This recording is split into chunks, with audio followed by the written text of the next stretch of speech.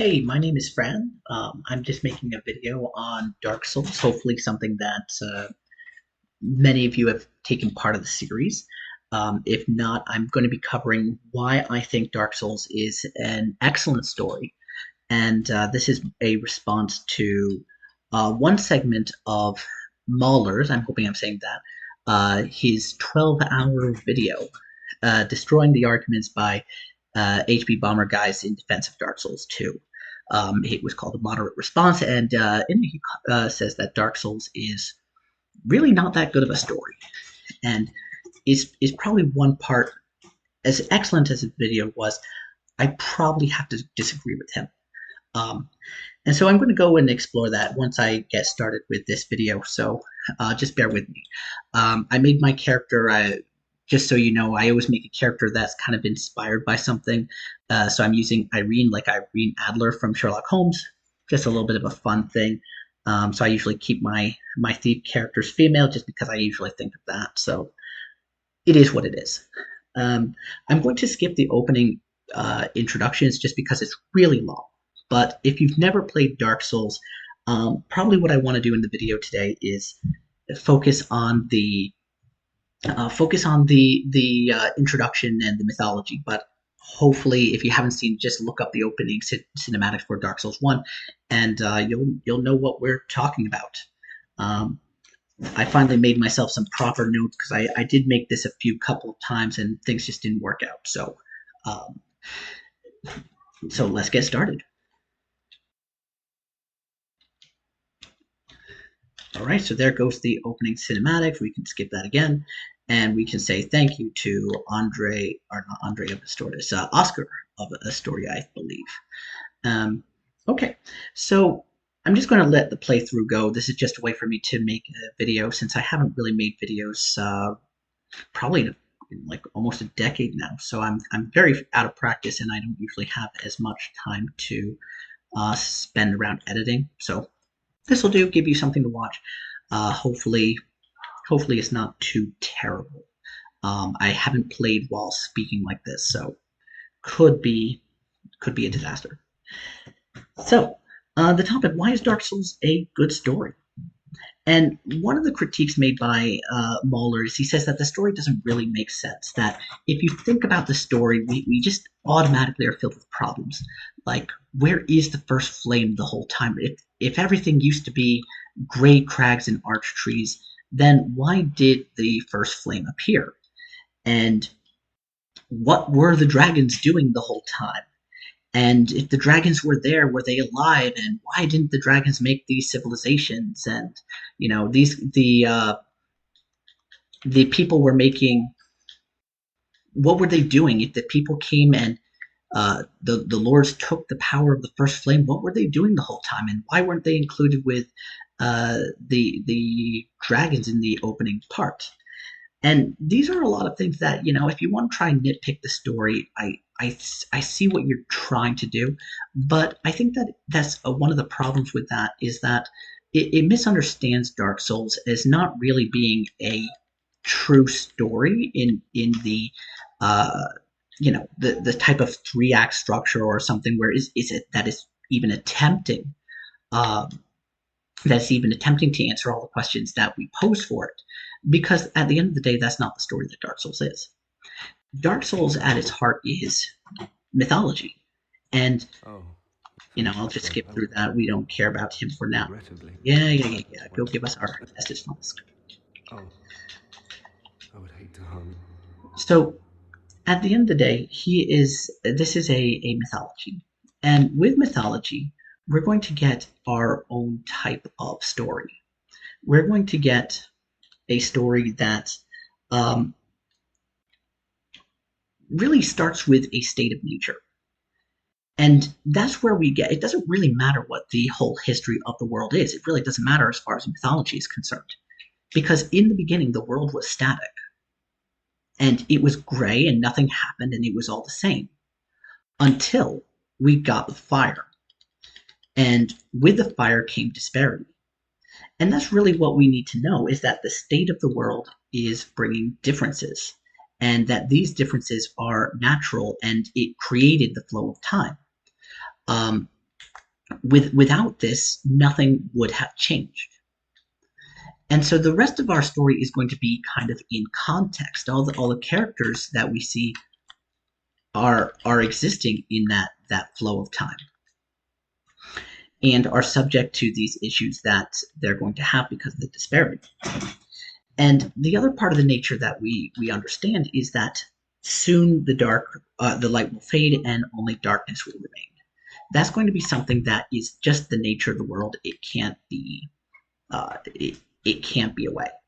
And so, what mythology is going to do is give us a chance to really explore this nature, to understand what we think about these questions, and it's going to allow us to think about these questions. For example, um, is it wrong to preserve the world if it's going to fall apart anyway? Clearly, Gwyn, he really believes in his Age of Fire, and he's going to try his best um, to save it. And is that really a wrong thing? If you have something in this world that you really want to keep, your family, your job, your artwork, keeping yourself alive or in good health, is that right or wrong? How far is it okay um, to push the bounds when you're going to just die anyway? And I think that's one thing mythology is great at, is that because it leaves itself to be relatively open, we can we can get a chance to really explore this from our point of view. And that means that everybody playing the game can have a bit of a different answer when coming to this question. So when Mahler gives this statement that this is a that this the characters are blank slates and that they're not really in depth. True, they're not really in depth, but they're not supposed to be. And if you think about classic mythology, usually the way we hear the story the first time, the characters also lack characterization. Prometheus is a story that's lasted for millennia, and nobody's been complaining about why that story fundamentally doesn't work. Prometheus is so great it inspires other versions of the same thing, like Frankenstein. And depending on when we are in time, we can look at Prometheus and we can think he's a villain because he's defied the gods. Maybe Prometheus is a hero because he gave humanity fire and connected humanity with the gods. So he should be something to celebrate and as a great sacrifice. Or as we see in Frankenstein, that it's more of um, a warning. We often get Prometheus as a warning of the dangers of pursuing technology or pursuing science ahead of what we should be. Um, and that's because we're all putting ourselves into these characters. I think that that is something that can be valued in a story, and it takes a right set of slates, as it were, to really decide whether or not um, the story can work as proper mythology. I think with mythology Only too, yes, we in the understand that we can see with mythology is that we get these characters that exist larger than life.